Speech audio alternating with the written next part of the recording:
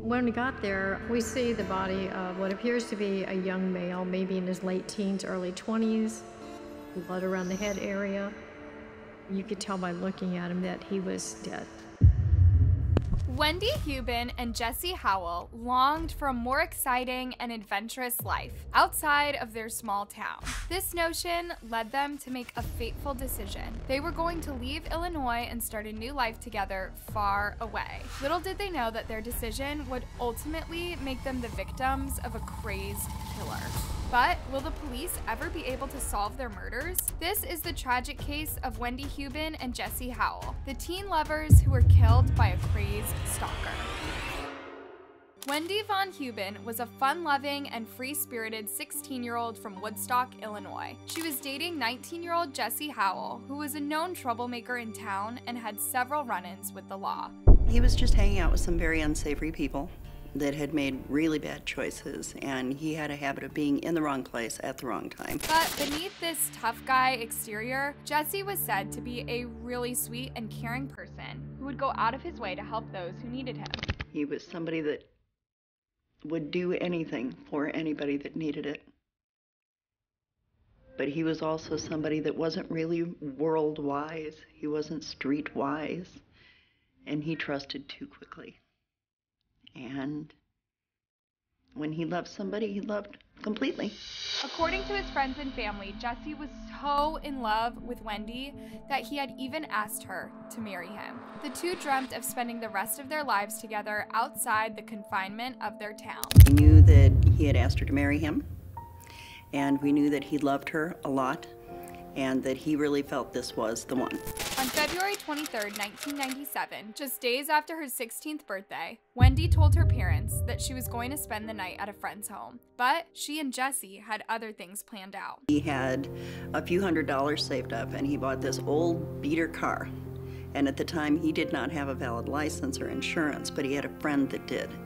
And so the friend decided he and his girlfriend would go with them, and the friend drove the car. When Wendy didn't return home the next day, her family started getting worried and tried contacting her friend, only to realize that the phone number Wendy had given them was a fake one and did not belong to any of her friends. They also learned from her school that Wendy had been skipping her classes for about a week. Her parents knew right away that something was wrong when they called the police, who immediately began an investigation to find her. Police soon learned that Wendy and Jesse had run off together, but when they tried questioning the couple's friends, none of them would say anything. The one thing we always did was we always backed each other's play. So when the missing persons report got filed, everyone said they didn't know anything. We wanted them to be happy, so we all thought we were looking out, for what's best for Jesse. As this was going on, Wendy, Jesse, and their two friends were having the time of their lives, driving from one state to another and enjoying their little adventure. They had actually made it as far as Florida when their romantic plans for a new life started to unravel. The other couple, I guess they were getting tired and frustrated with Wendy and Jesse having so many arguments that they decided we're just going to leave them. So when Wendy and Jesse went into the truck stop, the other couple took off in the car. That's a pretty messed up thing to do to your friends, but in their defense, they probably thought that being at a truck stop, Wendy and Jesse would be able to find their way back home. But unfortunately, that's not what happened. Being nearly 1,500 miles away from home with little to no money, the couple lived in the streets for days before Wendy finally called her parents, crying and saying that she wanted to come back home. Her parents sent her $200 for 2 bus tickets and told her that they loved her and would be waiting for her. Around that time, Jesse also called his mom and told her that they were on their way home. We felt so encouraged. He was going to come home and face up to everything and get his life back on track. It was relief. That was the last time that anyone ever heard from the teens again. On March 23, 1999, a train crew from Florida was going along their business when they made a grisly discovery. They immediately notified the authorities, who arrived to find the body of a young man lying in the grass near the railway tracks. When we got there, we see the body of what appears to be a young male, maybe in his late teens, early 20s, blood around the head area. You could tell by looking at him that he was dead. At first, investigators thought that the guy had fallen off the train or been hit by a train, but they quickly ruled that out because his injuries would have been much more severe.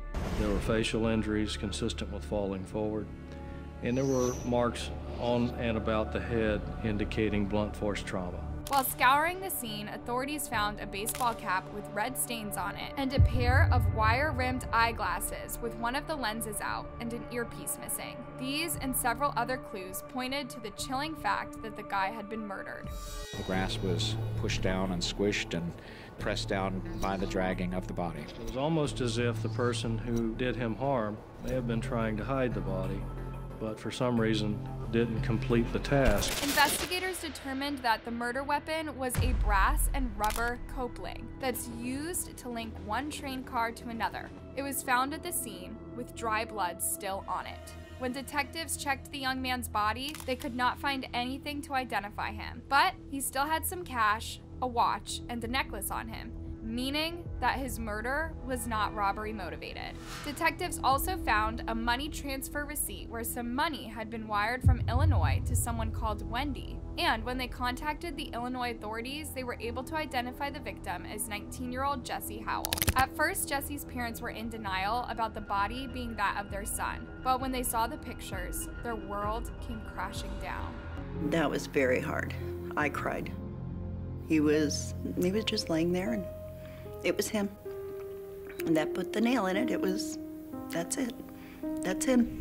Investigators also learned that Jesse had been traveling with 16-year-old Wendy Huben, who had been reported missing by her parents. But where was she? Had she witnessed Jesse's murder, or was she somehow involved?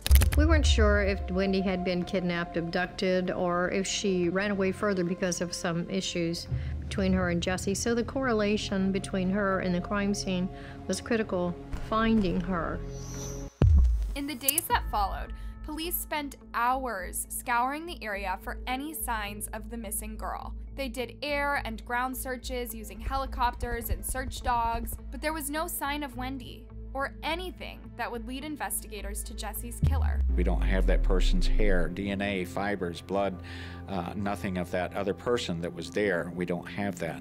Thousands of flyers and posters with Wendy's pictures on them were distributed and posted everywhere along the Florida to Illinois route, with the police and her family hoping that someone would call with information about the missing girl. But months went by without any solid leads on the case, and the family grew more and more desperate. Then, on June 4th, 2.5 months after Jesse's body was found, Wendy's dad received a distressing call from a frantic girl saying that she was sorry and she wanted to come home. She said that she was at a gas station in a town called Kanaki, which was about 2 hours away. He asked her, "Where's this gas station?" She said she didn't know where the gas station's located. He asked her if there was a phone number on the payphone. She said there's no phone number on this payphone. Then the phone call ended. Convinced that this was their daughter, the desperate parents called investigators, who went to Kanaki and started searching around for a payphone without a phone number on it. They found one which was near a gas station, and there was no sign of Wendy. However, the gas station had a surveillance camera that happened to capture a girl that matched Wendy's description entering a convenience store. Could this be Wendy? When Wendy's mom said it was definitely her, and there was other family members thinking it was her, we had to treat it as a bona fide sighting. Sadly, it would turn out that the girl just resembled Wendy, and that the phone call had been made somewhere else by some cruel sicko who thought it would be funny to prank a desperate family who just wanted to find their daughter. Can't fathom someone who would play a prank like that and get the parents' hopes up. In my vision, it's disgusting. After this disappointing setback, investigators followed multiple other leads, but they all turned out to be dead ends.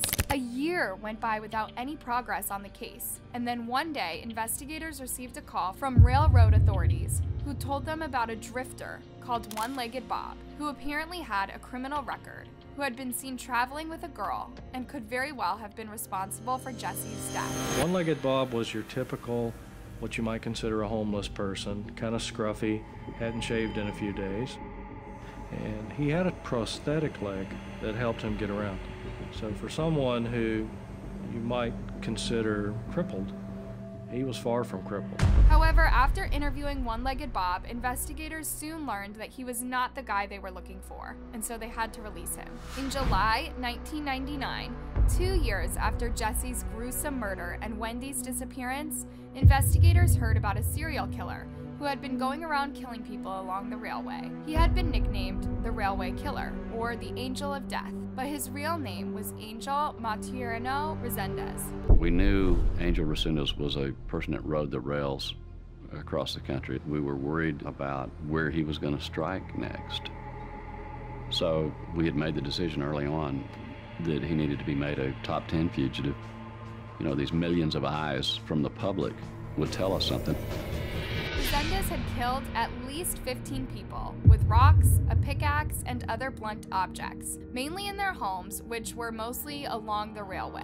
After each murder, he would linger in the homes for a while, mainly to eat and collect sentimental items. After his arrest on July 13, 1999, Resendez readily confessed to killing both Jesse and Wendy. He told investigators that he was going south to find work picking oranges when he met the runaway couple in a grain car. When the train stopped at some point, Jesse got out to smoke a cigarette, and Resendez followed him and struck him in the head with a piece of the train copling. And that Wendy was, I believe, asleep on the train when this took place. And then when they went down the road further, somehow he talked Wendy into getting off the train. He said that he choked Wendy to death and buried her body in the woods. He then went on to draw a detailed map of the place he'd buried Wendy's body. When asked why he killed the teens, Resendez claimed that he thought that they were anti-Christians because they had a book with them that talked about witchcraft. After being missing for over 2 years, Wendy's remains were found in the same place that Resendez had said he had buried her. During the interview at death row, Resendez talked about the book. The book was there. We talked about the jacket, the big heavy army-style overcoat. It was there. All of these things were there. While this was not the outcome that Wendy's loved ones had hoped for, they could now at least grieve their daughter properly and try to move on with their lives. Resendez pleaded guilty to all of the murders and was executed by lethal injection on June 27, 2006. What do you think about this case? Let me know in the comment section, and be sure to give this video a thumbs up and subscribe for more interesting content.